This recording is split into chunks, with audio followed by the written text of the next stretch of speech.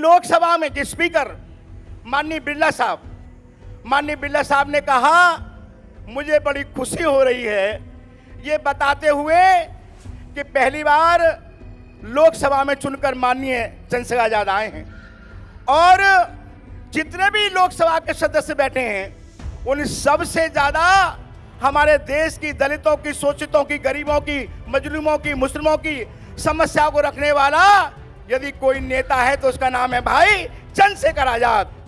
महाड़ का चौधार तले का सत्याग्रह हो, जहां पे तमाम स्वर्ण समाज ने उनको जगह देने से इनकार कर दिया। बाबा साहेब की लड़ाई क्या थी, उनका संघर्ष क्या था? मात्र साफ पानी बहुजनों को पीने दिया जाए, वहाँ के तालाब से, चौधार तले से पीने दिया जाए। उस लड़ाई के लिए, उनको जगह देने के लिए जब स्वर्णों ने इनकार कर दिया तो यही देश का, भारत का, यही मुसलमान, हमारे ही पूर्वज बाबा साहेब के साथ खड़े रहे। साथियों, मैं ये जो कार्यक्रम है, जो विशाल प्रबुद्ध जन सम्मेलन, ये बुद्ध या प्रबुद्ध जन सम्मेलन रखने के पीछे हमारा मकसद क्या है? इसके पीछे मकसद यह है कि हमारा जो संदेश है, हमारा जो मूवमेंट है, हमारे महापुरुषों का जो आंदोलन है, उनका संघर्ष है, उस संघर्ष को हम लोग जन जन तक पहुंचाएं। वो आम लोग, जो अशिक्षित लोग हैं, जो बेरोजगार लोग हैं, जो किसान हैं, मजदूर हैं, वो अपनी बात को आसानी से महापुरुषों के आंदोलन को जमीन तक नहीं पहुंचाता है। तो हमारे साथियों ने, महाराष्ट्र के तमाम हमारे जिम्मेदार साथियों ने, हमने 500 आमंत्रण कार्ड बांटे थे और 500 आमंत्रण कार्ड हमारे जो कोई डॉक्टर हैं, इंजीनियर हैं, प्रोफेसर्स हैं, कुछ रिटायर्ड अधिकारी हैं, उन तमाम एडवोकेट्स हैं, उन सबको हमने यहाँ पर आमंत्रित किया है। वो समय निकाल के आए हैं, हम उनका भी अभिनंदन और स्वागत करते हैं। उनकी पहली पंक्ति में उनको बिठाने का हमने साथियों काम किया है। साथियों, में भाई चंद्रशेखर आजाद जी के बारे में थोड़ी बात आपके बीच करना चाहता हूं। जब भाई चंद्रशेखर आजाद जी नगीना से चुनाव लड़ रहे थे तो धन्य हैं नगीना के लोग, वहां के दलित समाज के लोग, मुस्लिम समाज के लोग, ओबीसी समाज के लोग, गरीब समाज के लोग, उन्होंने ऐसा एक नगीना चुन के दिया है जिसका नाम है भाई चंद्रशेखर आजाद। उनको भी मैं धन्यवाद देना चाहता हूं महाराष्ट्र की तरफ से। तो साथियों, मैं प्रबुद्ध सम्मेलन के बारे में बताना चाह रहा था कि भाई जब चुनाव लड़ रहे तो चुनाव के बाद जब काउंटिंग हो रही थी और काउंटिंग में मैं बड़े ध्यान से पूरी काउंटिंग को मैं टीवी की डिबेट के सामने बैठा था, तो जब काउंटिंग हो रही थी तो पहले राउंड से ही भाई चंद्रशेखर आजाद 50,000 वोटों से आगे चल रहे थे। मैं देख रहा था, हर राउंड में भाई चंद्रशेखर आजाद आगे थे। और एक बार तो क्या हुआ, जो पत्रकार बंधु थे, मीडिया का साथी था, वो कह रहे भाई चंद्रशेखर आजाद तो आगे चल रहे हैं लेकिन देश के प्रधानमंत्री 25,000 वोटों से पीछे चल रहे हैं। मैंने खुद देखा था। तो ऐसा एक शख्सियत हमारे बीच में है भाई चंद्रशेखर आजाद। और जब भाई चंद्रशेखर आजाद चुनाव जीते और जीतने के बाद देश की सबसे बड़ी पंचायत लोकसभा में पहुंचे तो आपने देखा होगा उनकी जो वेशभूषा थी, वो नीला उनका पैंट था, नीला उनका कोट था, हाथ में भारत का संविधान बाबा साहब का था। और ओथ लेने के बाद उन्होंने क्या कहा, जय भीम, जय भारत, नमो बुद्धाय, भारतीय संविधान जिंदाबाद। कहा कि नहीं कहा? और जितने लोग थे मेंबर ऑफ पार्लियामेंट लोकसभा, चाहे वो सपा के लोग हों, कांग्रेस के लोग हों, बीजेपी के लोग हों, शिव सैनिक के लोग हों, वो भाई चंद्रशेखर आजाद जी के नारे को ही बार बार कह रहे थे, जय भीम, जय भारत, नमो बुद्धाय, भारतीय संविधान जिंदाबाद। तो ऐसा लग रहा था पूरा लोकसभा नीला हो गया है, बुद्ध में हो गया हो, भारत में हो गया हो। इसका भी श्रेय भाई चंद्रशेखर आजाद जी को जाता है। तो साथियों, में मुझे याद है भाई चंद्रशेखर आजाद जी ने जब शपथ लिया और शपथ लेने के बाद बहुत रिमार्केबल बात की, बहुत शानदार बात की। उन्होंने कहा, मैंने लोकसभा का ताला तोड़ दिया है। अब लोकसभा का ताला तोड़ दिया है, मैं अपने दलित समाज के, ओबीसी समाज, मुस्लिम समाज, तमाम लोगों से कहना चाहता हूं, आप लोग भी ताला तोड़कर सबसे बड़े मंदिर लोकसभा पे आपको कब्जा करना है, यह भाई ने वादा किया था। साथियों, मैं निवेदन करना चाहता हूं, लगभग 533 मेंबर पार्लियामेंट चुन के जाते हैं। उन 533 पार्लियामेंट में आपकी सारी समस्याएं, चाहे पुलिस की समस्या की बात हो, चाहे आंगनबाड़ी की समस्या की बात हो, चाहे छात्रों की समस्या की बात हो, चाहे बेरोजगारी की समस्या की बात हो, चाहे कहीं हमारे एट्रोसिटी हमारी बहन के साथ कोई अपमान कर रहा हो उसकी बात हो, या हमारे युवाओं के कोई परेशान कर रहा हो उसकी बात हो, सारी समस्याओं को उठाने वाला इस देश में कोई नेता है, उसका नाम है भाई चंद्रशेखर आजाद। इसलिए आपने देखा होगा कि लोकसभा में के स्पीकर माननीय बिरला साहब ने कहा, मुझे बड़ी खुशी हो रही है ये बताते हुए कि पहली बार लोकसभा में चुनकर माननीय चंद्रशेखर आजाद आए हैं, और जितने भी लोकसभा के सदस्य बैठे हैं उन सबसे ज्यादा हमारे देश की दलितों की, शोषितों की, गरीबों की, मजलूमों की, मुस्लिमों की समस्या को रखने वाला यदि कोई नेता है तो उसका नाम है भाई चंद्रशेखर आजाद। तो उन्होंने कहा उनको संसद रत्न अवार्ड से नवाजा जाएगा। उन्होंने ये कहा, मैंने भाई से निवेदन किया, भाई आपको तो संसद रत्न से अवार्ड जाएगा, आपको अवार्ड दिया जाएगा। भाई ने कहा, मैं उनकी ईमानदारी को सलाम करता हूं, मैं सलूट करता हूं। जब मैंने उनसे पूछा कि भाई आपको ये अवार्ड लेना है, क्या उपासक जी मेरी एक दिन की छुट्टी हो गई है इसलिए अवार्ड नहीं लूंगा। तो मैं निवेदन करना चाहता हूं साथियों, ये ऐसा शख्सियत है जिन्हें तमाम हमारी समस्याओं को उठाया है, तो ये केवल संसद रत्न अवार्ड तक सीमित नहीं है, इनको मिलना चाहिए तो भारत रत्न अवार्ड साथियों मिलना चाहिए। मैं सच बता रहा हूं, आज आप कोई समस्या देखिए पूरे भारत में, और पूरे भारत में कहीं भी कोई घटना होती है, सीधा फोन दिल्ली आता है, कभी कभी मुझे भी फोन करते हैं कि भाई से कहो कि हमारी समस्या का समाधान करे। तो कभी कभी मुझे लगता है कि भाई चंद्रशेखर आजाद केवल नगीना के सांसद नहीं है, पूरे भारत के सांसद हैं साथियों, मुझे ऐसा कभी लगता है। तो साथियों, मैं ज़्यादा ना बात करते हो क्योंकि माननीय सांसद जी को हम सुनना चाहते हैं, उनके ही आप सुनने के लिए आप लोग आतुर हैं, उनकी बात ही आप सुनेंगे। अंत में एक बात कहकर मैं अपनी बात को ख़त्म करना चाहता हूँ कि साथियों, वर्तमान के जो देश के हालात हैं आप लोग जानते हैं, भाई चंद्रशेखर आजाद उनके बारे में आपको बताने के साथियों बात करेंगे।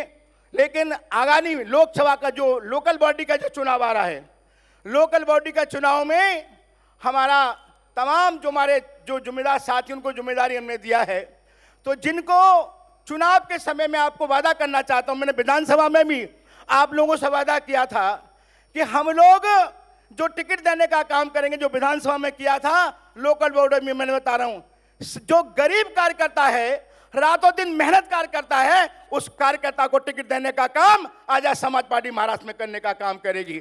साथ साथ मैं यह भी बताना चाहता हूं, जो आजाद समाज पार्टी है बहुत पवित्र आंदोलन है, बहुत ईमानदार आंदोलन है, और मैं आपको यह भी बताना चाहता हूं किसी प्रकार का कोई टिकट में कोई पैसा भी आपको देने की आवश्यकता बिल्कुल नहीं है। लेकिन आज आपको संकल्प लेके जाना है, एक सौगंध लेके जानी है कि भाई जिसको भी भाई चंद्रशेखर आजाद जी का आशीर्वाद मिल जाएगा, इसको टिकट मिलेगा, उसके लोकल बॉडी का चुनाव में आपको जिताने का काम करेंगे। लेकिन आपका तमाम, मैं बालकनी में देख रहा हूं, ये देख रहा हूं, बाहर भी देख रहा हूं, आपको साकों में साथियों देखकर ऐसा लगता है आगामी चुनाव में सबसे पहले हमारा मेयर नागपुर में बनने वाला है। ऐसा साथियों मुझे लगता है, हमारे औरंगाबाद में हमारी सीटें जीतेंगी, पुणे में हमारी सीटें जीतेंगी, मुंबई में हम लोग जीतेंगे, कोकण में हम लोग जीतेंगे, नासिक में जीतेंगे।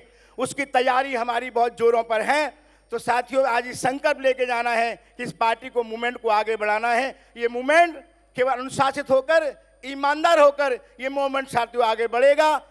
आज हम एक पावन भूमि नागपुर में मौजूद है। मैं चल करके पूना से आया हूँ। पूना वो पावन भूमि है जहाँ पे महात्मा फुले जी का जन्म हुआ, जहाँ पे उन्होंने कार्यक्षेत्र में काम किया।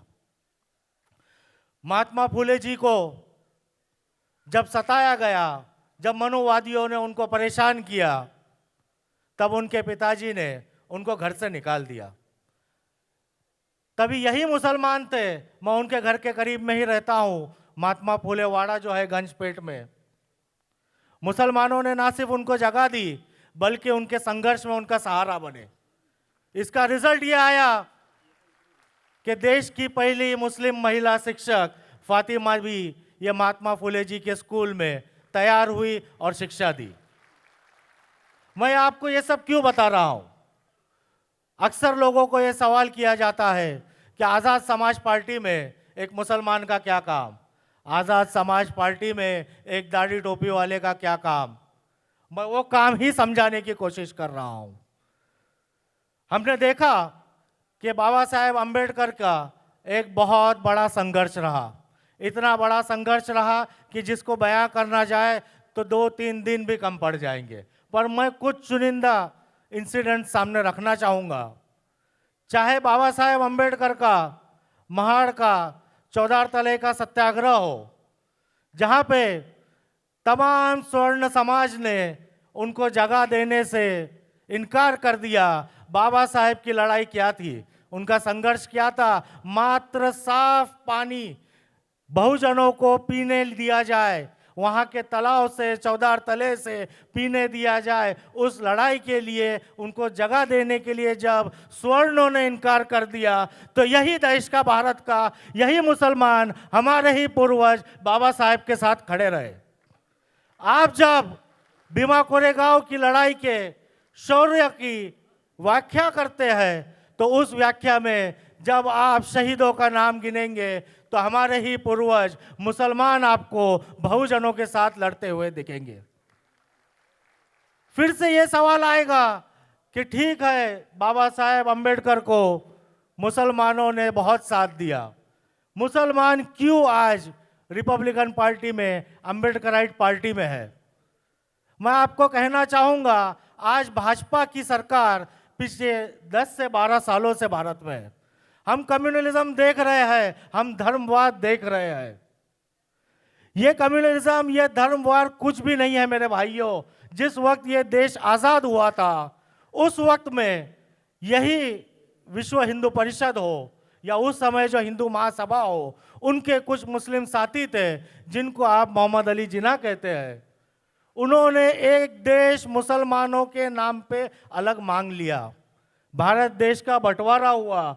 आप सोचिए उस वक्त क्या कैफियत होगी, आप सोचिए उस वक्त देश का क्या हाल होगा। जो देश के अंदर, भारत के अंदर मुसलमान रहना चाहता है, उसका कितना घबराया हुआ मन होगा, वो किस तरीके से रह रहा होगा। बाबा साहेब अम्बेडकर पे बहुत प्रेशर था जब वोटिंग का राइट्स देने की बात आई कि वोटिंग का राइट्स किसको दिया जाए। कोई कह रहा था जमींदारों को दिया जाए, कोई कह रहा था ग्रेजुएट्स को दिया जाए, और एक बहुत बड़ा वर्ग जो मनुवादी था वो कह रहा था मुसलमानों को बिल्कुल ना दिया जाए। अगर उस वक्त बाबा साहेब अम्बेडकर मुसलमानों को वोटिंग राइट्स नहीं देते, मैं समझता हूँ हर गली, हर लुक्कड़, हर जगह पे यही मनुवादी लोग उनके बड़े बड़े पुतले लगाते।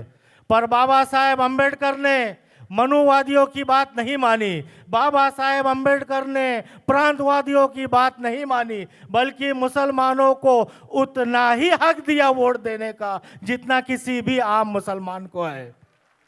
ये छोटा काम नहीं है मेरे भाइयों, ये बिल्कुल छोटा काम नहीं है। डॉक्टर बाबा साहेब अम्बेडकर ने इसी पावन भूमि से धर्मांतर किया और धर्मांतर का एक कायदा बनाया।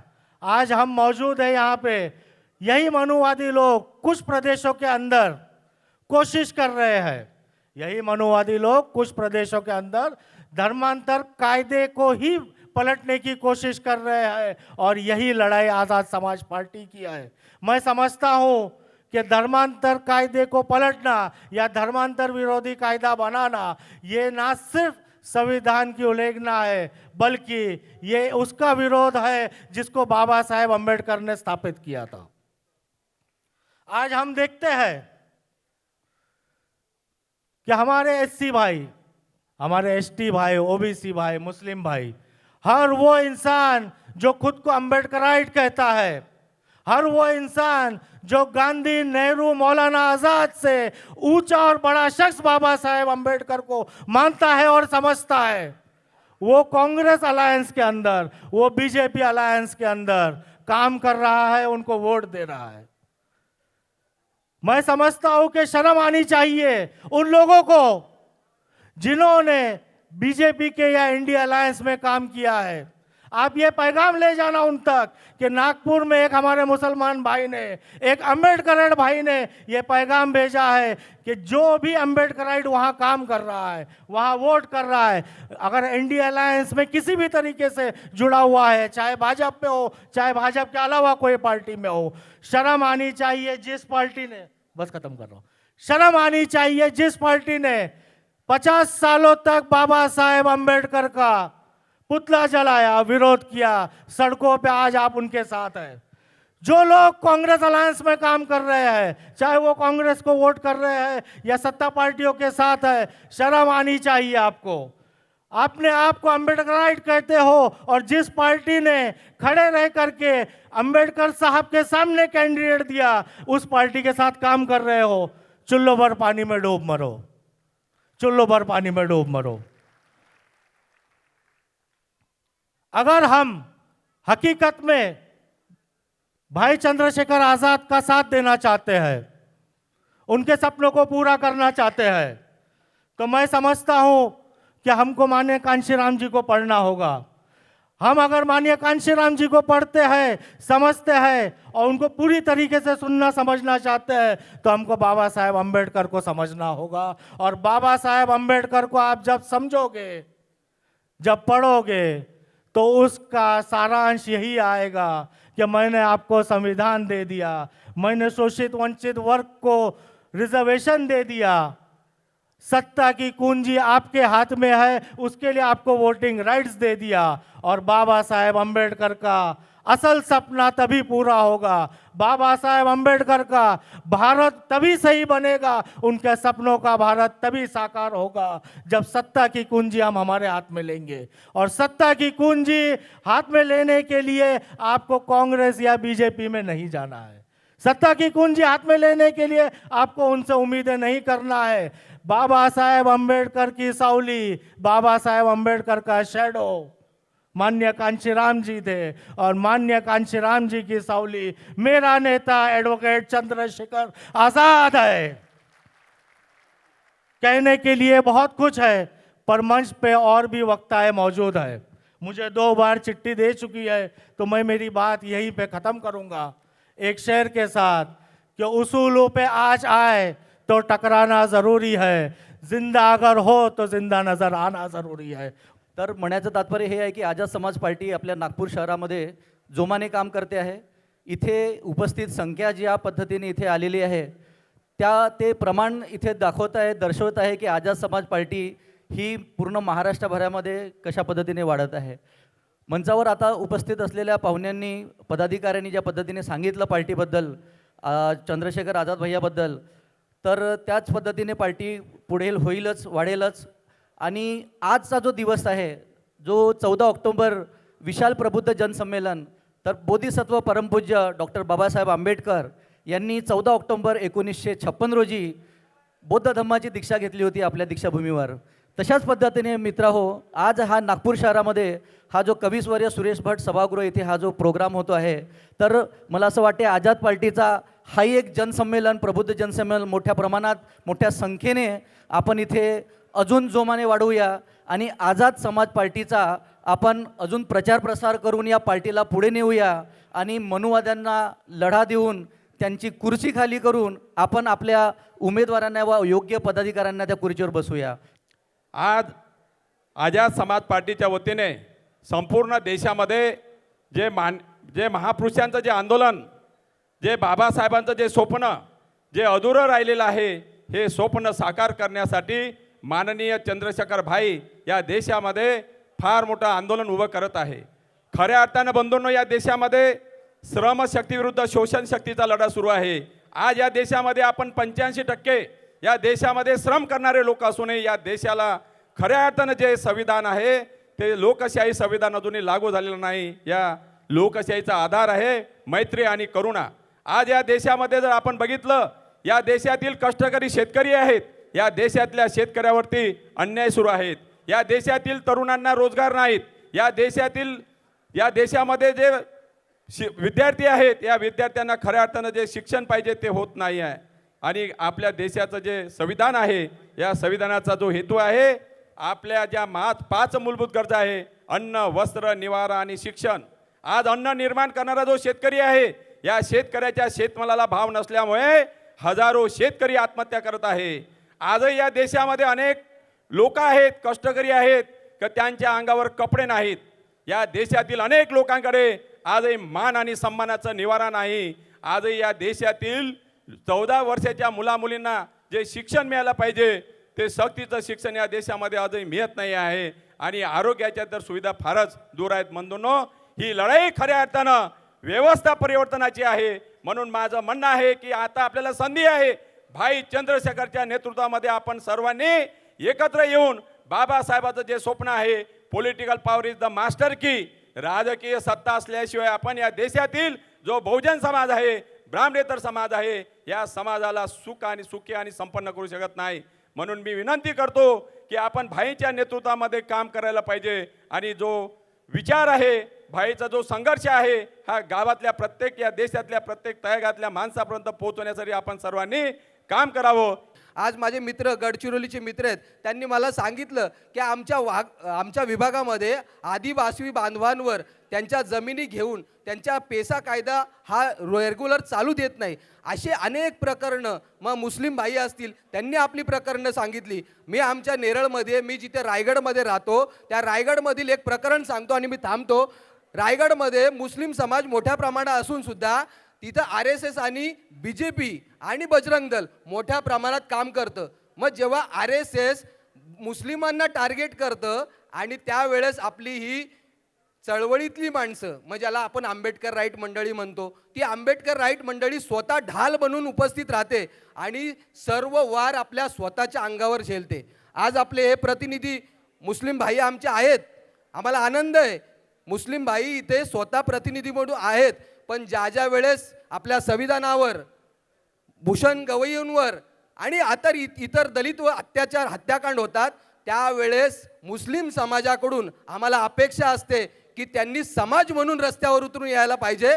त्यावेळेस त्यांचे नेतागण येतात, आम्हाला आनंद आहे. हळूहळू करून परिवर्तन होणार. सर्वच समाजातील लोक असेच हळूहळू करून जर त्यांना प्रतिनिधित्व दिलं तर 100% बहुजनांची सत्ता आल्याशिवाय राहणार नाही. हाच प्रयोग आम्ही आपल्या इथं करत आहोत. म्हणून मला यांच्यासारखं तर भाषण किंवा यांच्यासारखे जसे शेर येत नाही, पण मुस्लिम भावांना मी विनंती करेल, ज्या वेळेस संविधानावर हल्लाबोल होईल, तुम्हाला सर्व घरातून मुलाबाळांसोबत रस्त्यावर यावं लागेल.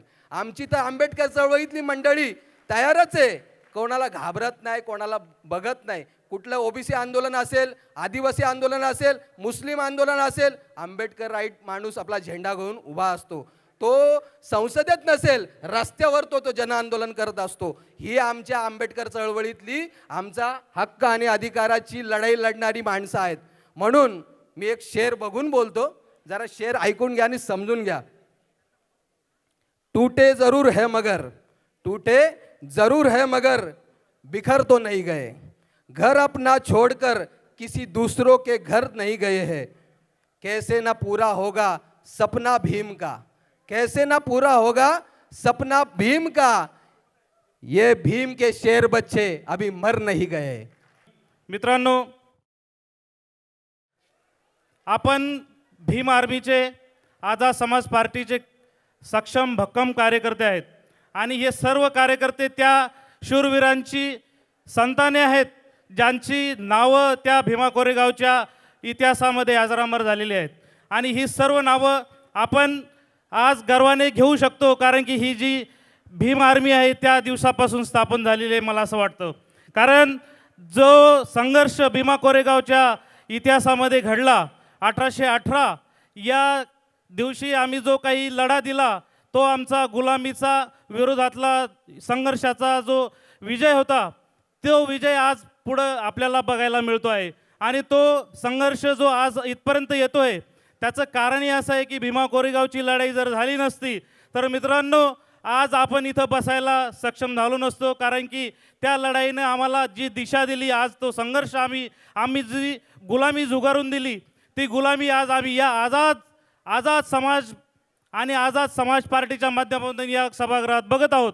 मित्रांनो, मला एवढंच सांगायचं आहे की या सभागृहामध्ये बसलेले सर्व आझाद लोक, आझाद विचाराचे लोक आज भीम आर्मी आझाद समाज पार्टीच्या माध्यमातून आज भाई चंद्रशेखर आझाद यांच्या नेतृत्वात विश्वास ठेवून आज सर्व लोक जे इथं लढाईसाठी जमलेले आहेत, ही लढाई आपण यशस्वी केल्याशिवाय राहणार नाही.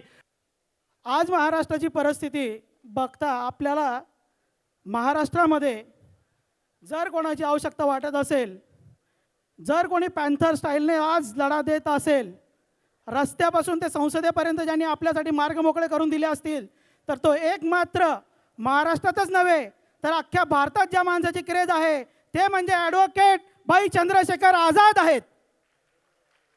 आज फक्त आपल्याला त्यांची प्रेरणा आहे, त्यांचे विचार आहे आणि आपल्याला दिलेला त्यांनी हा जो संदेश आहे आणि हा जो मंच उपलब्ध करून दिला आहे आझाद समाज पार्टीचा, आणि राजकीय प्लॅटफॉर्म हा जो आपल्याला उपलब्ध करून दिला आहे सर्वसामान्य कार्यकर्त्यांना लढण्यासाठी, मान सन्मानासाठी, आज तुमच्या माझ्यासारखा सामान्य कार्यकर्ता नेता होऊ शकतो हे त्यांनी गेल्या 5 वर्षात तुमच्यासमोर प्रखरपणे आणि सिद्ध करून दाखवले आहे की जर लढाई संसदेची असेल तर ती कशी लढली पाहिजे आणि संसदेचा मार्ग आपण कसा जिंकू शकतो हे ते प्रेरणा स्रोत आहे, जे महाराष्ट्राने पण अनुभव घेतला पाहिजे. सगळ्या चळवळी काही UP बिहारवरून चालत नाहीत. महाराष्ट्रामध्ये तो दम आहे, महाराष्ट्रामध्ये तो सक्षमता आहे. महाराष्ट्राने भारतालाच नव्हे तर जगाला महापुरुष दिलेले आहेत, विचार दिलेला आहे. परंतु महाराष्ट्रामध्ये शोकांतिका एक आहे की चढाओढीची जी चळवळ विचारांच्या नावाने चालू होते आणि कुठेतरी ती खंडित होते, ती संसदेपर्यंत का जात नाही? निळा झेंडा, निळा मफलर आपण हातात आणि गळ्यात स्वाभिमानानं बाळगतो, परंतु बाबासाहेबांनी दाखवलेला संसदेचा मार्ग महाराष्ट्रातून का खासदार जात नाहीत? ते एक शोकांतिकाचा आणि विचार करण्याची गोष्ट माझ्या मते आहे. आज संख्येने कमी असलेले, ज्याला आपण सारखं म्हणतो 3.5%, 2%, 2.5% देशावर राज्य करतात. माहिती आहे, रेशीम बागेत बोलतोय, भीतीचं कारण नाही. मी जिथे बोलतोय तिथे मला भीतीचं कारण नाही, कारण मी बाबासाहेबांचा बच्चा आहे. बाबासाहेबांच्या कॉलेज आणि एज्युकेशन सोसायटीचं शिक्षण घेतलं, त्याच वेळेस चळवळीमध्ये येण्याचं ठरवलं आणि आजपर्यंत माझ्या प्रकारे छोट्या मोठ्या खाणी छोटं मोठं कार्य करतो आणि मला मंच उपलब्ध करून दिला ते भाई चंद्रशेखर आझाद यांनी. महाराष्ट्र प्रदेश उपाध्यक्ष ही पदवी दिली. माननीय माझे महाराष्ट्राचे साथी सहकारी मनीषभाई साठे उपासकजी यांनी, माझ्या सर्व सहकारी, आणि जो आझाद समाज पार्टीचा कारभार चाललेला आहे त्याविषयी तुम्हाला मी वेगळं काही ज्ञान देईल का माहिती देईल असं मला वाटत नाही. Most of the peoples are belongs from Bhim Army आणि आझाद समाज पार्टी. तर मला चळवळ किंवा बाईंची मार्ग कसा सुकर झाला, ते तिथपर्यंत कसे पोचले सांगायची आवश्यकता नाही. परंतु आज एक गोष्ट मला सांगायची गरजेची आहे, ती गरजेची आहे की जो आपला राजकीय, वैचारिक आणि सामाजिक शत्रू आहे त्याला आपण कशा प्रकारे लाथाडलं पाहिजे, याच्यासाठी आपल्याला फक्त एक आणि एक गोष्ट करावी लागेल. मंचावरती उपस्थित सर्व साथीदारांना साक्ष घेऊन सांगतो, मी पहिल्यापासून भाजपचा आणि RSSचा वैचारिक आणि सामाजिक विरोधक आहे आणि राहील.